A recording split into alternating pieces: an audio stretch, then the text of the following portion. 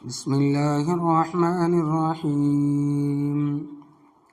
شروع اللہ کے نام سے جو بڑا مہربان اور نہایت ہی رحم کرنے والا ہے۔ بعض لوگ حضرت حسین اور کے دیگر جانثار احباب رضی اللہ تعالی عنہم اجمعین کی شہادت کی وجہ سے اس مہینے کو غم کا مہینہ سمجھتے ہیں۔ اسی طرح محرم کے مہینے میں پچھلے غموں کا اظہار درست نہیں ہے، جس کی وجہ سے وہ اس مہینے میں شادی بیاہ بھی نہیں کرتے، مکان کی تعمیر بھی نہیں کرتے، خوشی کی کوئی بھی تقریب نہیں کرتے، زیب و زینت اختیار نہیں کرتے، نئے کپڑے نہیں خریدتے اور نہ ہی پہنتے، عورتیں مہندی نہیں لگاتی۔ اسی طرح بعض لوگ غم کی وجہ سے اس مہینے میں سیاہ لباس پہنتے، کالا لباس پہنتے، سوگ مناتے، غم مناتے۔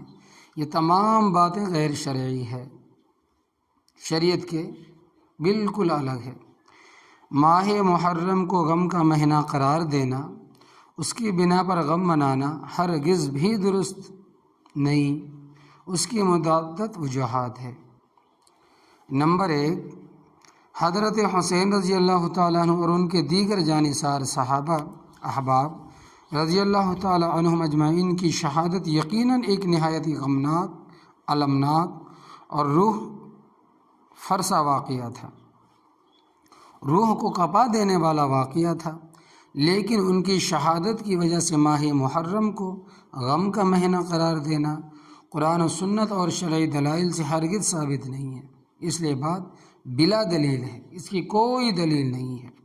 نمبر 2، اور اگر حضرت حسین اور ان کے دیگر جانثار احباب رضی اللہ تعالی عنہم اجمعین کی شہادت کی وجہ سے کسی مہینے کو غمزدہ قرار دینا درست مان بھی لیا جائے تو پھر اسلامی تاریخ ایسی ہی المناک سانحات سے بھری پڑی ہے۔ تقریباً 27,000 صحابہ کرام شہید ہوئے، ہر دن، ہر وقت، ہر ساعت۔ اب اگر غم منانے بیٹھیں گے، ایک بھی گھڑی آپ کو خالی نہیں ملے گی غم منانے کی۔ سال کے 12 مہینے میں بڑے بڑے جلیل القدر صحابہ کرام کی المناک شہادتیں ہوئی ہیں، جیسا کہ حضرت حمزہ، حضرت صہیب، حضرت عمر، حضرت عثمان، حضرت علی اور دیگر بہت سے صحابہ کرام رضی اللہ تعالی عنہم اجمعین کی دردناک شہادتیں امت کی تاریخ کا حصہ ہے۔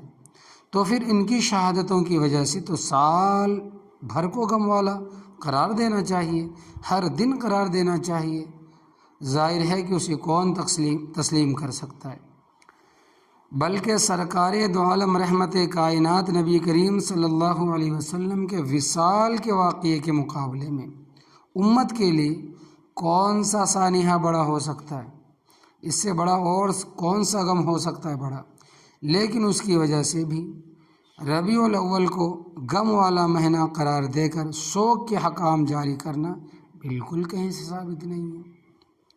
نمبر 3، کسی شخص کی وفات پر اس کے عزیز و اقارب کے لیے سوگ منانے کا حکم یہ ہے کہ سوگ غم 3 دن تک ہونا چاہیے۔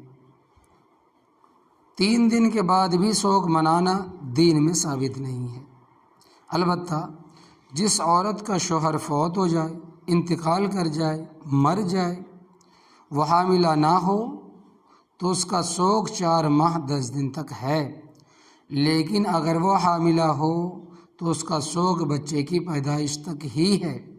اس لیے 3 دن کے بعد سوگ منانا شریعت کے خلاف ہے، جیسا کہ صحیح بخاری کی ایک حدیث سے واضح ہے کہ جب یہ بات واضح ہو گئی کہ حضرت حسین رضی اللہ تعالیٰ عنہ کی شہادت کی وجہ سے ماہ محرم کو غم کا مہینہ قرار نہیں دیا جا سکتا، اس لیے حضرت حسین رضی اللہ تعالیٰ عنہ کی شہادت کی وجہ سے آج کل جو غم منانے کے طور پر مختلف کام کیے جاتے ہیں یا مختلف نظریات قائم کیے جاتے ہیں، یہ سراسر غیر شرعی اعمال و نظریات ہے۔ اس کو مٹانے کی ضرورت ہے تاکہ صحیح دین لوگوں تک پہنچے۔ اور یہ کب ہوگا؟ جب ہم چھوڑیں گے، چھڑائیں گے دین شریعت کے مطابق عمل کریں گے، جب ہوگا لوگوں تک اچھا دین پہنچے گا۔